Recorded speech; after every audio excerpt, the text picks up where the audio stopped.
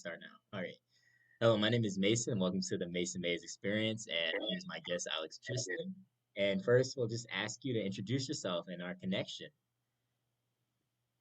All right. Well, Mason, thank you for having me. My name's Alex Tristan, like you said. I play football at King's College, and Mason and I have actually known each other since we were in sixth grade. It's been a long time, long time. Yep, we played sports together like all throughout our life and everything else. So yeah, so with our real journey with culture starts off at our freshman year of high school, and I want you to little start us off. Tell us how it was when we first got there. Well, I'll add something first. So like when we first got to high school, we both played football. We had huge dreams, right? So we got there. We played freshman football. We would be doing like crazy stuff. Like we played like um capture the flag. Like we weren't really playing football. And then like we look up to like our senior guys and like we would have like quarterback playing wide receiver during practice and stuff like that. So and yeah, Yeah. I would say our even our sophomore year, freshman sophomore year, um, we had kind of like a varsity coach that was a good players coach. He loved to interact with you. He loved to get to know who you are. What you do, your passion.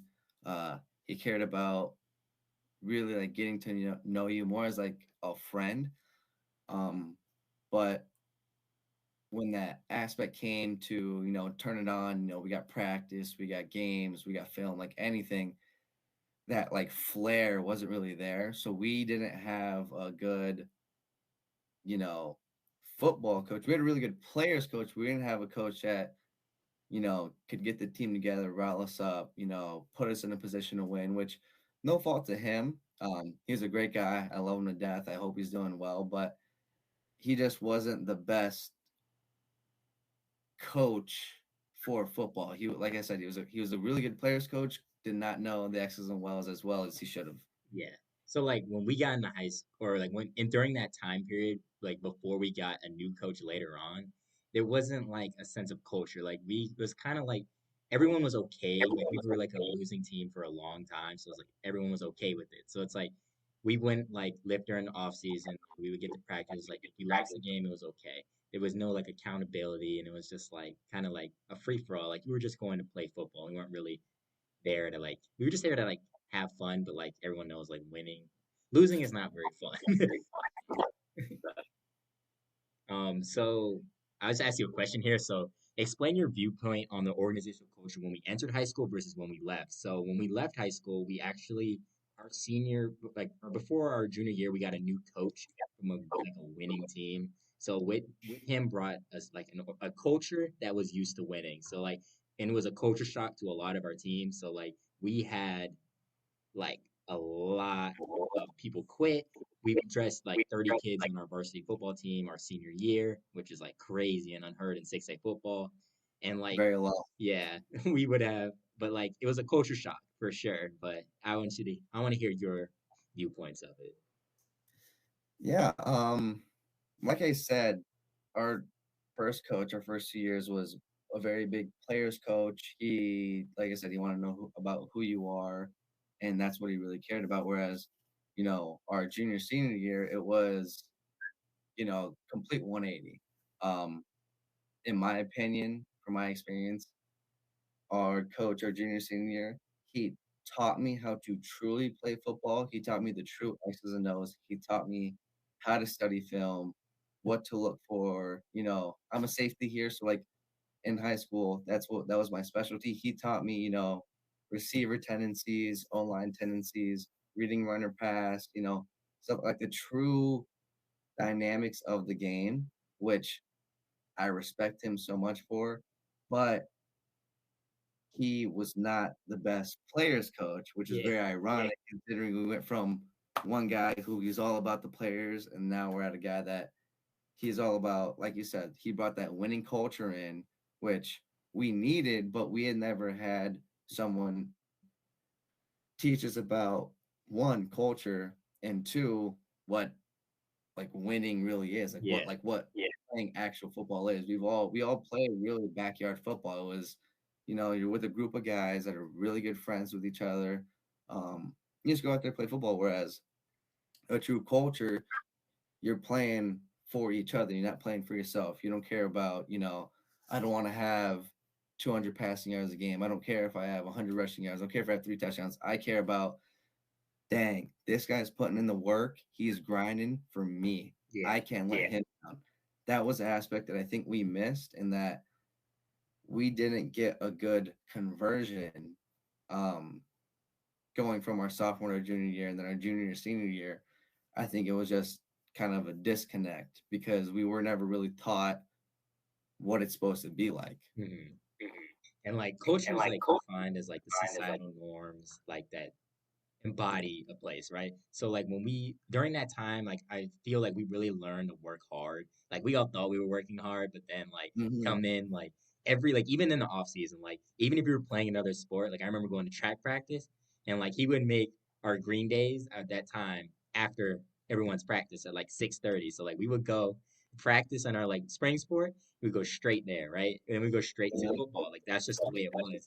And the years before, it would be like we just take off till August. Like that was like I don't think people really understand what working hard was until he came. So and it changed me a lot. Like now I'm a straight grind. Like it's like Yep. you look at people now, and you're like, oh, we just don't want it bad enough. But like not even considering the athletics portion, like the mindset behind everything. We got a shirt that said "Find a Way," and that's what we did from there on. And there, like I remember, well, not I remember, but the kids now who were freshmen and sophomores when we were seniors kind of saw us like we didn't really have like we worked really hard and we did all the right things, but like it was just too late in our journey. But those guys and those like it's not like they had better athletes than us like because like overall like we had a great class but when you look at that team and like oh fast forward a few years that last year they won the region like, you know what I mean it was not like and it was just like and that's a culture aspect and not necessarily they had like all these star players it's like when we went back like I remember our in November during Thanksgiving like they just rolled like a winning team like if you looked at them like they were just like we had a problem making mistakes they didn't make mistakes like everyone was rallying to the ball like when you watched them play like everyone was disciplined like it was a matter of discipline rather than like we would have like 3 downs like we would stop them and they would run for a 100-yard touchdown like that was us when we played. But it's kind of crazy to see that, like the progression, like and like how much a culture changes, like a group of guys. Yeah, and I think honestly the best word that you described it with is discipline. We had no discipline. We were never taught what discipline was. We had no clue. Um, and obviously discipline is, I mean, you can argue one of the top things that you need for one, a winning program and a winning culture. You need discipline, and we just didn't have that. We didn't have enough guys bought in, and it was just, you can have the best athletes in the world, but if they don't gel, they all don't buy into what that career is, what the commitment is. There's nothing you can do about it. And I think a big thing, like you said, was is the oh wait okay. So one thing I like you said was the buy-in and and we like translate that to the corporate world and it's like employee buy-in and like it's always like it kind of baffles me like when I think back to it because it's like it's so easy to like buy in when you're already in a winning culture. So like kids, everyone wants to be on the football team now at the high school we went to, right? But like at the time we were there, everything sucked. Like we were the guys weren't Yeah. because we all played both ways. 'Cause that was just the way it is. It was like it was like the buy-in. It was kind of crazy to see. So like fast forwarding now, like everything we learned, and I definitely think that and I'm kind of grateful. We didn't have like the best high school experience, but we lost a lot. So, and we're pretty good at learning from our losses. So we learned a lot. So like we were like 2 times the man we were at the time. It was like we were both in leadership positions, but now I come back and I'm a leader in my organization and you're a leader in your organization. And like you see like especially at the college level, you see a lot of these kids like most of them went through their entire career just straight up winning. And like of Mm, course, it's good to do that, but we also learned a lot losing. So, how can you Like, can you describe your culture now in college? Yeah. One, I'll start off. I think that description that you gave of like you get a lot of kids that come in to college that have just been winners their whole high school career. You know, they go into college, whether it's D1, D2, D3, NAIA, a JUCO, whatever you Yeah. want. They go in. I was that guy. Like, we needed a big play. Give me the ball. And I think no matter what level you're on in college, it's a different game. Yeah. It's a completely different game. And Everyone can kids, ball. yeah, that wake up call kills a lot of not just dreams, but like it shows you who really is about that life and who is not about that life. Yeah. And I think, like you said, like us being able to just lose so much showed us like, look, I don't care who you put me up against. I don't care what they do, who they are. I'm just gonna go out there and I'm gonna work. Mhm. And that was kind of my mindset coming into college. My school, we went 5-5 for 5 straight years. Now, there's a good side and a bad side, right? There were 3 schools in our conference that had a record of 500 or better in the past 5 years. One is a team that hasn't lost a conference game since like 2016. They've been undefeated almost their entire time, besides the NCAA tournament. Another team is usually the runner-up for the conference, Stevenson out in Maryland, that just run Yeah. through almost everyone through the air. And then there was us going 5-5, which it's not the best, but it's better than a losing season. Um, but this past season, we took a big step culture wise where the guys that were playing, the guys that were incorporated, and we have kids from like freshmen that are, star players. They understand what they need to do all the way up to fifth year seniors that have been they've seen it all. That understand, hey, it's more than just me. It's more than just what I can do for the team. It's about what I can do to help everyone reach their potential. And we have a saying here. It's go 1-0. So go 1-0 is like go 1-0 throughout the day. If you got to go to class, you got to check in. Go 1-0. Get there on time. Check in. Did you eat breakfast? No, you didn't go 1-0. You hit lunch. Did you eat? Yes. Okay. You went 1-0. Go to practice. Did you do every single little thing that you do determines if you went 1-0 for that rep, for that hour period, for that time, for that day. And that's what we've kind of built off of going 1-0. And that's huge for us. And I mean, this past season, you see the results. We went 8-3. We made it to a bowl game. Should have won, but we let little things beat us. We weren't how we should have been.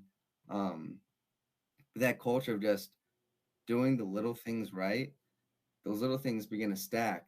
And it's almost like a staircase, right? Yeah. You take little steps, little steps, little steps, little steps, little steps. You're like, wow, I'm just taking one step.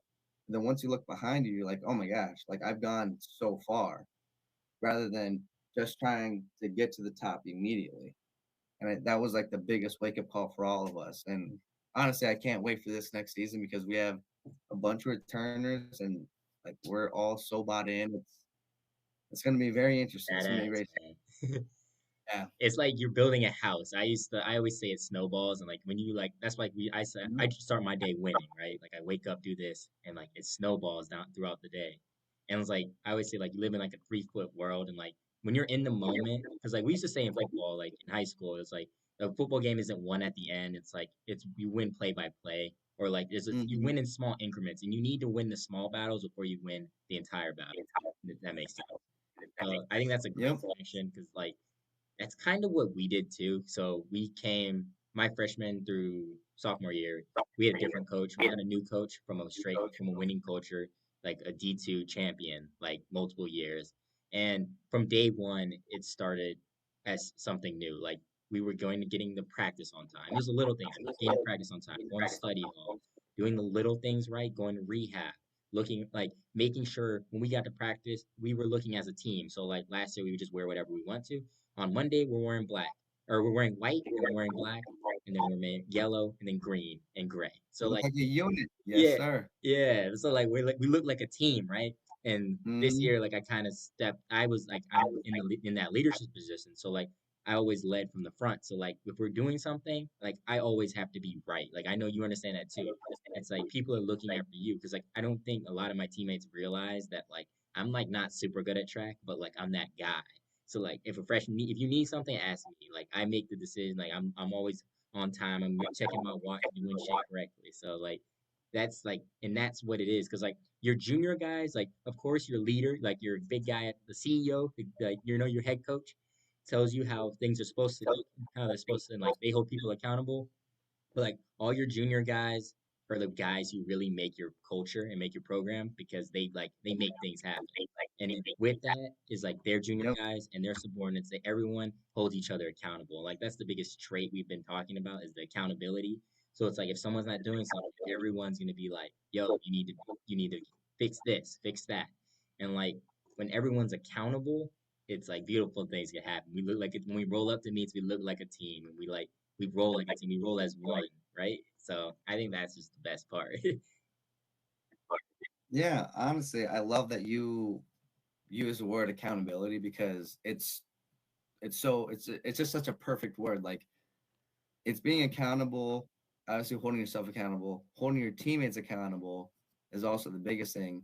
But also like, like you said, as a leader, right? I don't know for you, but like for me personally, um, in our defense, I'm like we have like a pyramid, right? I'm the top dog, like the free safety. Like I'll get the play from the sideline. I call the play. If there's something we have to check, if there's something I don't like, I will reiterate to the whole defense, hey, let's do this instead. Bump, bump, bump. Or if I just don't like it, I'll be like, get out of it. We're gonna do this. And the defense listens to me. All of the 10 guys listen to me. And if I'm wrong, right? Or if I don't communicate correctly to everyone on the team and one guy doesn't do his job, I might have been like, hey, I said it to everyone. I don't know why he didn't get the memo, blah, blah, Yeah. blah. Or you take that route and let your teammate who could be a younger guy, could be a guy that looks up to you, could be just someone that knows the pyramid, knows they listen to you. You could let him get fried. Or once you go to the bench after the series, your DC, your position coach, whoever, goes up, is like, what happened? You could take the heat, be like, look, that's on me. I need to make sure they all get it. And that I think is the biggest factor between a winning team and a struggling team, or like a team that's on the verge. Because as a leader, as soon as you can say, hey, you know what, there was one mistake, but I'm the leader, and that's on me. I gotta make sure they're good. Hmm. So you take the heat. Not only do you show, hey, I can hold myself accountable. I can know when like, hey, I messed up. But also for those younger guys, those guys below you, you earn their respect because they're like, that dude just didn't let me get fried. Yeah. Like he took heat, and then I'm saying here, like then maybe after you have the conversation, be like, hey man, you gotta like kind of open your ears a little bit. You gotta make sure you're not just locked in. You gotta know your surroundings. But I think the biggest thing is like holding yourself accountable and knowing, as a leader, if something goes wrong in your unit, you got to be able to take that heat and then go have a one-on-one Yeah. conversation. And that's something I'm so glad you brought that up because one of like the things like I in my research for the corporate side was the investment in your employees. So like Mm-hmm. and like the investment is great that's like the best part honestly because like that's like when I was a leader like when I first started like freshman sophomore year of high school I used to think a leader was a guy who would just stay on the field and you just bark out orders but like now you Right on, guy. yeah it was like but like I'm not gonna blame myself because we didn't know anything at the time you know what I mean we like that's all Yep. we saw on TV is like the guy who's giving out orders but it's like the ability to invest in people and like if you see someone's doing something wrong it's not of course you hold them accountable but it's like it's not all bark you got to tell them what's wrong figure out why they're making this decision and what and how because at the end of the day it always affects you So if they're on the same Mhm. page, like that's how they learn to trust you. It's just like those guys. It's like I was blanking, but like like when you try to tell someone something, if someone is like scared of you, they're never gonna like open up to you in a way. And it's like people are like in football, like a lot of times, like not yelling at people is not always the right decision because especially during Yep. games, it's like people lock up. It's like we used to always say like make mistakes at 1,000 miles per hour, right? So like it's easy to do things like that rather than because people start locking up. Yeah, but you know what I mean. It's kind of hard to Yeah, and explain, I'm but like, no, that's a great. I know exactly what you mean. Like what I love, and actually, just yesterday, our athletic training staff they had the VP of sports medicine and uh, communications from the Kansas City Chiefs come over and speak to just our football team and just our athletic training staff. And one of the biggest things he kind of harped on was like he obviously knows Andy Reid, he knows Patrick Mahomes, Travis Kelce, like he yeah, knows those guys very well. But the one thing he really like harped on was Andy Reid. He doesn't try and fit players into his game plan.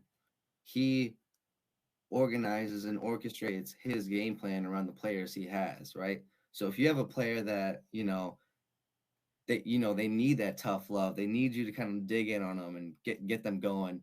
Then that's a perfect way to coach them. Get under their skin, get them going, rile them up. But then you might have another player who's just as good, but they might need more of a comfort love. Be like, hey man, you know what to do. Just keep doing. Like, yeah. figure it out. And Don't you think don't too know that much. unless you talk to them. Yeah, and that was the biggest thing was like you build those relationships over time and you get to know those players, and that's how you're able to create a great team and also fit players where they will excel. hmm And that's just one of the things, just knowing your players, how they respond to certain things and how to respond to them when certain things happen. And that's like that creates a culture of trust. There's trust throughout the 100%. hierarchy of like your subordinates, your leaders, your big guys, like your big leader, and I think that's just amazing. But like so now, like we learned all these like in the heat of battle, right? So we're kind of battlefield leaders. Like we learned how to lead in stressful situations. So like it's so mundane when I go to my normal job where it's like everything is so relaxed and like the culture isn't that we're here to be the best. It's like we're here to work, right? So Hmm. like when I go to work and like I don't really see the investment from the managers. All the managers like we're not working like real job, real big jobs, but like it's still a job, right? And like there's not investment from the managers or like and like there's no buy-in throughout the like like the hierarchical chain. So it's like that's why they say it's like corporate. Like it's just like if you when you ask like why we do something, it's like it's just the way we do it. Like it's not really like cultural thing. And of course it's like it's different, but I don't know. So like if you could like sum it down, like how do you think culture correlates to success in any culture? I mean any organization or a team or like do you think that it's through the accountability, like disregard like the athletic ability or like the intellectual like ability, like disregard all those. Yeah. Personally, I think culture is everything. Yeah. Um, I've been on I've been on teams that we lose. I've been on teams that where we win. I've seen just different teams grow and be successful. But the biggest thing I can say is the more bought in everyone is, and the more everyone is on the same page, the easier it is to meld and grow. And then once you get that growth and that kind of like that unifying moment where you're no longer just individuals, you're all just one. You're all one working towards the same common goal. That to me is everything. Um, because it becomes so much easier to communicate, right? You're like if something happens, right? Let's say like if you're working at a job, right, and you got a team project and something falls through, It's a lot easier to tell your team, hey, look, this fell through. We're gonna be fine. Next ladder up, next step. We're gonna keep pushing through. No alternative, right? It's better. It's easier to do that when you have a group that's unified than it is if it's just a bunch of individuals, right? If you're telling that to a bunch of individuals, everyone's gonna have their own opinion. They're gonna be like, oh, well, that's not how you should do it. You should do it this way. You should do it this way. It's like that's where you get that conflict. That's where you get those like rough edges, and it's not as easy to progress. And in my opinion, like I said, I think that unifying culture creates such a smooth and maybe not always relaxed, but just an environment that you can progress a lot easier through. Yeah. Because there's obviously always going to be turmoil no matter what, but it's how well you can get through that and how well you can trust someone else. Be like, look, I might think this is different. Like, I might think this is like we should do this a different way, but I trust this guy and I know he's going to lead us down the right path. So I'll let him lead and I'll trust him through. And I think that's like the best way to do it, honestly. And like I like how you say flex because like it's never if you're in a good culture, like a winning culture, it's not like the conflict is kind of like controlled. So like when you're going to practice, right? You're going to Mm-hmm. compete, right? It's like you're going to get better. So it's like you're like competing, but you're competing in like the like how do you word that? You're competing in like the sense that you're competing to get better and better each other rather than you're Yep. competing to win as an individual. And like it's like for us, like Like we're not yeah, iron sharpens iron. yeah, of course. As a because like for me it's the urgency. Like that's what our culture like gets because I'm like the proponent of like the urgency like especially in track because like when you're coming to warm up you're warming up with a purpose and like that's what people get hurt is when people warm up lackluster so like I'm taking Yep. off we're going with a high tempo the entire warm up and like and that starts with me and like with me leading it so it's like the urgency to get things done too it's like I feel like back in like our olden days, like we would go to practice and we would just be lollygagging, walking around, doing stuff, looking at the plane. Remember, we used to have a joke. It was like you have to look at the planes as they fly over and stuff like that. Yeah. It's like the little things like that. But like those are the little things that add up, and it has nothing to do with people's athletic ability. We know a lot of athletes, but they don't like. But if they're not in the right circumstance or the program, it's like it's kind of a waste. And same thing, Mm-hmm. like at work, is like people are like, there's no urgency. Like we go to work and we're like the best at like what we do, but like we're not even trying. Mm-hmm. So I think that's great though. So yeah, Yeah, I mean, like it's that it's just crazy to see teams, whether they're athletics or in a corporation where, like I said, you can bring the best guys, the best at what they do, but if they don't mold together well, if they can't, you know, if they can't put their egos aside, like there's not much work that's gonna get done. You might have, oh, this is a really good idea, or like we had a really good game this time, but like when things hit the fan and you and you need that kind yeah. of unison to bring everyone together, those teams that don't have that culture, that community, to be like, hey, put my ego aside, I'm here to work and just to work, I don't care what happens. And let, Those teams are going to do far better than the ones that can't. and let me tell you about ego, especially in college sports. Everybody has an ego. It's just the way, and like that's what kind of makes everyone a winner. Because it's like there's no like when you say something, everyone thinks they can do everything, right? So like it really like everyone has an ego, and like it's awesome though. I mean, but you need to be able to control that with inside the team too. So, but yeah. So anything we didn't cover, Colin? What do you think is the most important trait to culture? If you say like accountability, like if you okay, pick three. If you were gonna make a, if you were if you were a leader and like you wanted to instill a new culture, if you wanted to pick three traits you wanted to embody your culture, what would it be? Um, I would want a brotherhood. I would want accountability, definitely.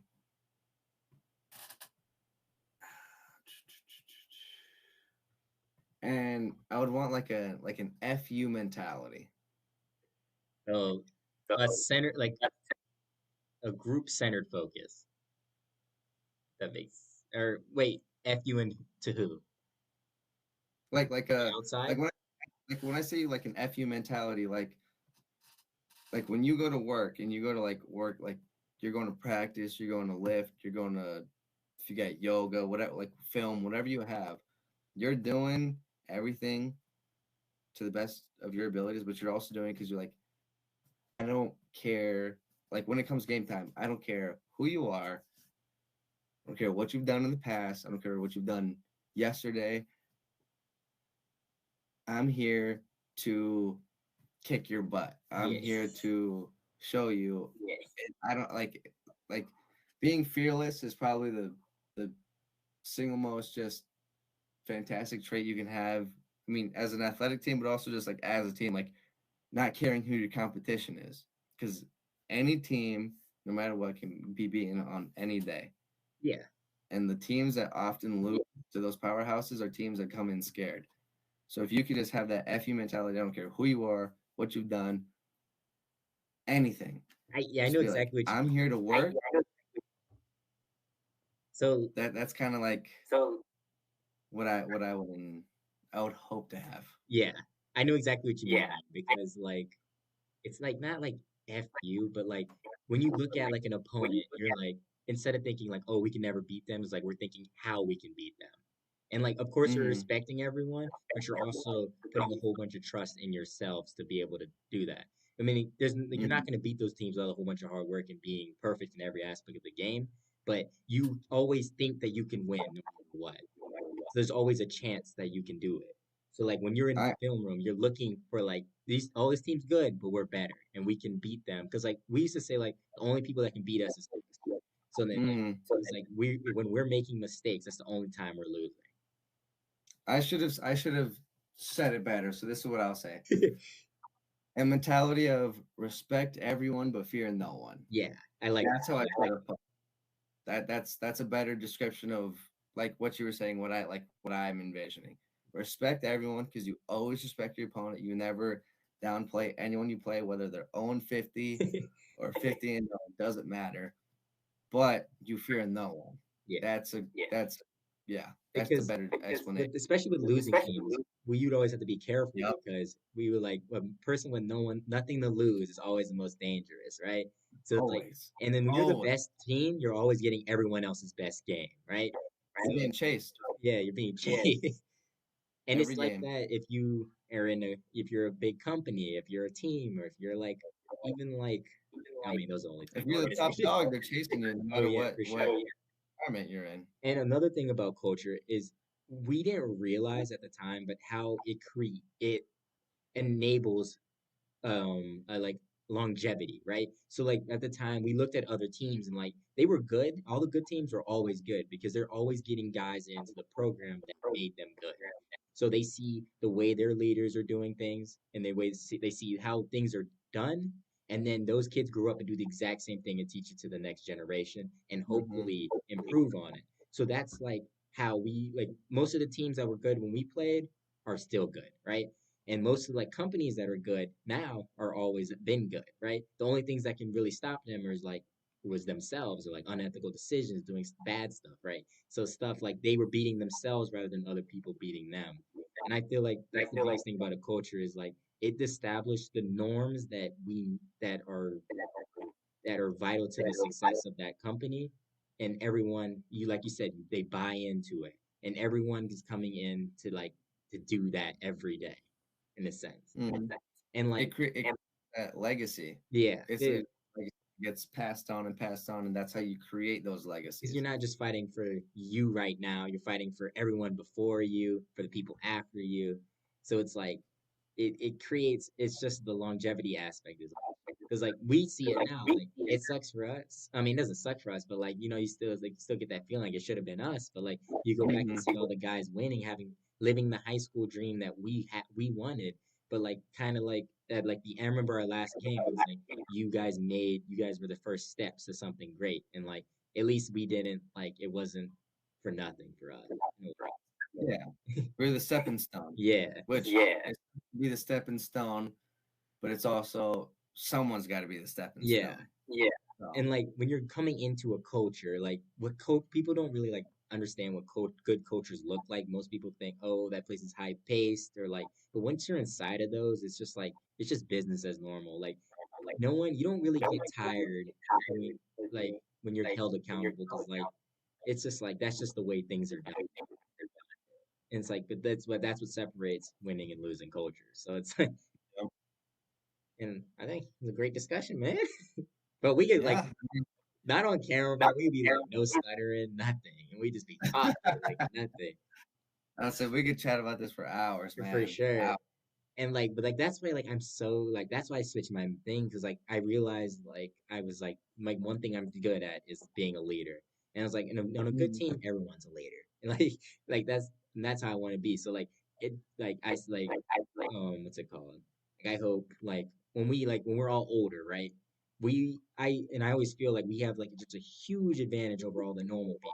What we call them normal people, but the people who didn't play sports at like the high level in a sense. Because like if you didn't play, you just don't understand. You don't understand what it's like to be on a team where like that Right. every nothing. It's not about you. It's about the team. And humans are tribal, and it's like you and your boys versus the other tribe. So it's like once you start moving like that, everything is like so like I mean, of course, like I aspire big, I always dream big. We're gonna be CEOs, we're gonna be companies, and I'm going to hire all of my friends, like, or hopefully they hire me. We're going to live our best lives, and like, if like we're like because I know like we sharpen each other, and if something goes wrong, you have friends who will hold you accountable, who will say like it's not gonna be a pity party, but like it's gonna be like this is what we can do, or and if you're having a bad day, other people can take up like their more of their share of the pie to cover you because they know it's like the boy who cried wolf. Like you're always doing something like great. Like it's like people like expect that, but like they also understand. So like, but we'll be fine. Like we'll be fine. Yeah, and I think like I love the fact that you said it's not always about you, it's the team because I think everyone when they think about people who are successful and they think about the top CEOs and the highest paid people of all time, they think like, oh, they must be working on their craft. They must be doing what they want. So they must be, you know, doing everything that they want to do for themselves. But it's also like they can't do any of the things they do themselves, right?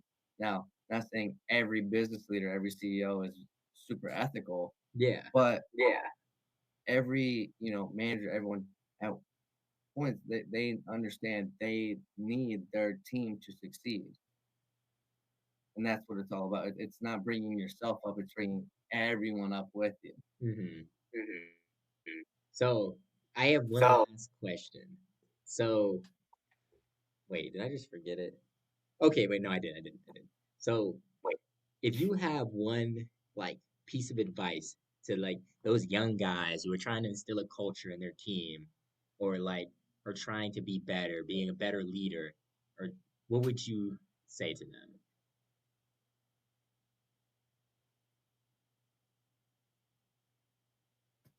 Um, the biggest advice I would say is lead by example and bring people with you, right? Because like especially like if you're going in, like let's say you're going into high school, right? You're a freshman. There's not many people that are going to listen to what you have to say, right? If you go try to be the rah rah guy, bring everyone up, you're gonna have upperclassmen being why is this kid talking? What does he know? Blah blah blah. But if you lead by example, you go to the weight room, you study your film, you study your playbook, you do the off season work, you do your conditioning, you make sure that you or being the best you can be. You're going 1-0 every day. You're doing the best things that you can do for yourself, and you're bringing the people up with you. That's going to be noticed way faster than anything you say, because soon enough, your work's going to be paying off. Let's say you start working, you know, right after the season of your freshman football season, right after that season. So like November, you work that whole winter. Come that spring, March, people are going to notice what you've done.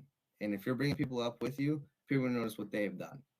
And that is the biggest wake up call to upperclassmen, because in the sport, no one wants their job to get taken. No one. Basically, you're raising But the standard. yeah, that's all you got to do, raise the standard. Rents due. And it got raised. Once they see you working your tail off and you're coming up, that's going to force them to get better. And that's going to force the juniors to get better. It's going to force the seniors to get better. And that's how you create that culture of working hard and being disciplined. And I mean, I don't know how else to put it. If you're an upcoming freshman, lead by example and bring people up with you.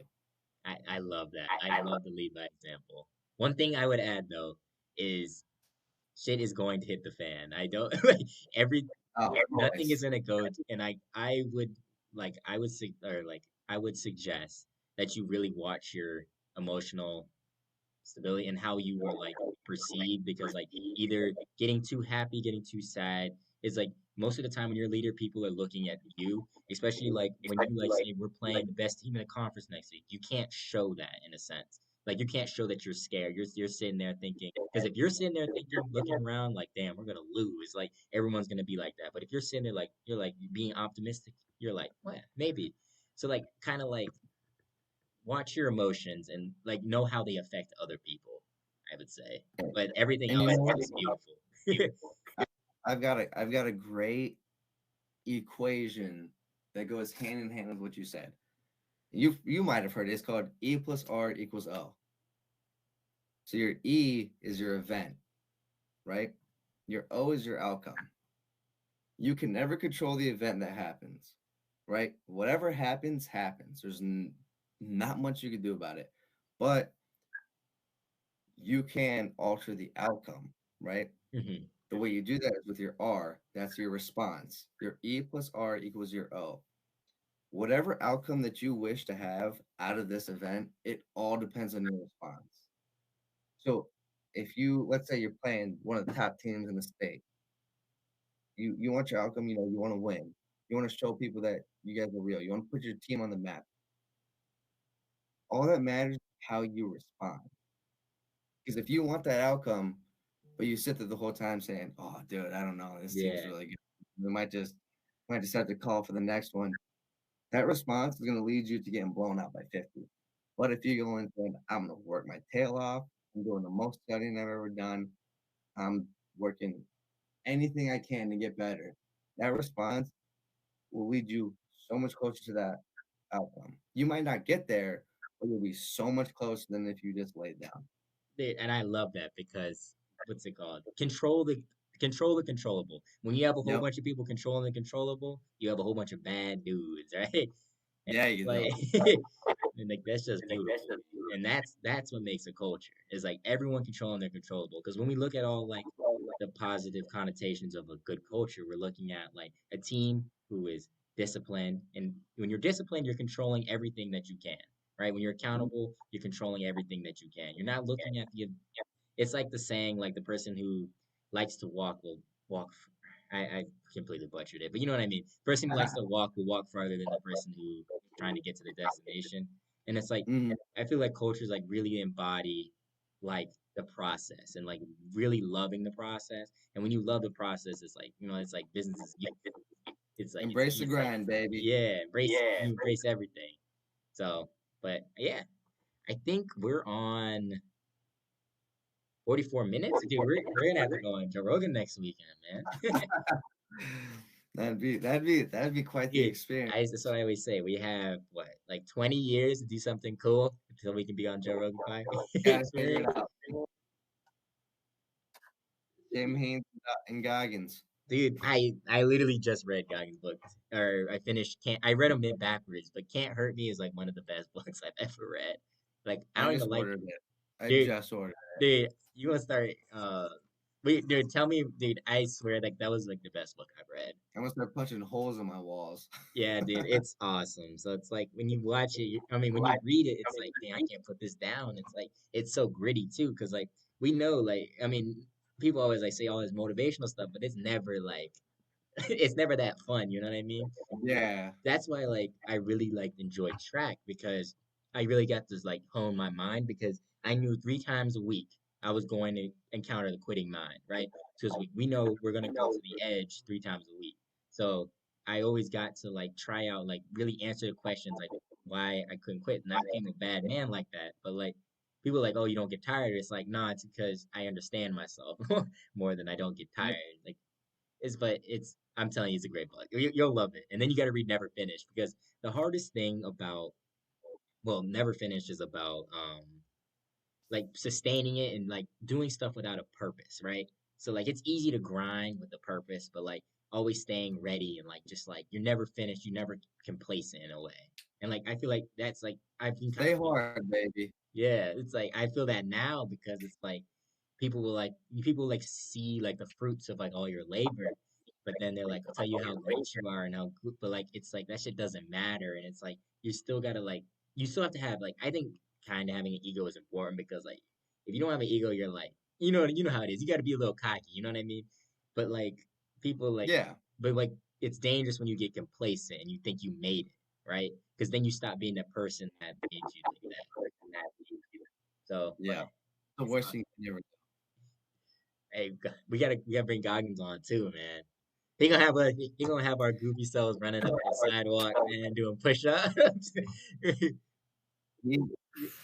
He be whooping our He talk in tails. the book. He talks about him breaking the pull-up record. And one thing I like that he does I, and talks about is like in football it's like not, but like in the military and like in football it's like first time every time. Like you focus on being right all the time, but like throughout everything, he's failed in a lot of things he did, and that's like for most people, that's just like the reality of our world. And like when you become resilient, that's when you become awesome. And like for me, like yeah, taking souls isn't always like being better than everyone, but acting in a way that people no, they wouldn't act in that circumstance. So like say something happens that you like is bad or something, but you sit there and you say, okay, you say Roger that, and you're like, okay, I'm cool now. Like you know what I mean? Like we'll fix it and we'll work on it later. Like we're not getting in our emotions and being or like getting down on ourselves. And like yep, people kind of like look at you and like I see it in their eyes, like you kind of like they know for a fact they wouldn't be that stoic in that situation.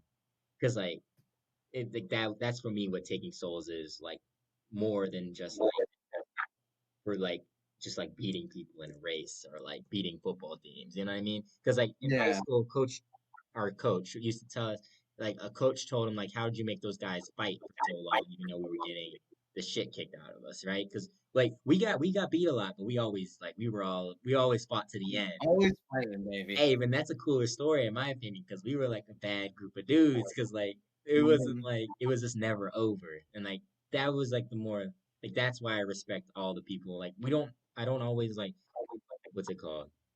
I don't share the same interests as a lot of football guys, but when we get together, it's like those are our dudes. You know what I mean? It's like Yeah,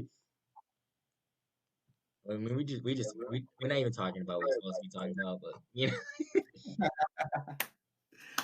that's awesome. I mean, that's just how it is, man. know. Get to chatting, you get to chatting. Chat, man. That's what podcast is. No, dude, imagine this was our full time job, man. We need who's gonna be our That'd be Jamie? that would be awesome. It would, but we still gonna have to do a whole bunch of shit just because we run out of shit to talk about. Yeah, that's true. It's very true. We start talking. We would have a like a Theo Von type talk at the end. But yeah, we did. We this is but like you know what I mean. Like we don't always have to like we don't have to talk to each other every day, but when we talk to each other, it's like we never left the page. You know what I mean? We never Yep. talk every So day. always a pleasure. Always a pleasure. For sure, man. That's what's great. That's what's great about having those types of friends that we always like you said, we cannot talk for 3, 4 months, but as soon as we talk, it's like Yeah, nothing nothing changed. changed. Like we went on a trip last week, yeah, and we stayed up till 6 a.m. We looked outside, it's light Yeah, outside. We're like, oh no. we just skip a beat. But those are like your brothers, man. Yes, sir. Yes, sir. Let's go. Well, thank you for coming on, man. Yep, and thank you for having me. Big It was a five, pleasure. big five.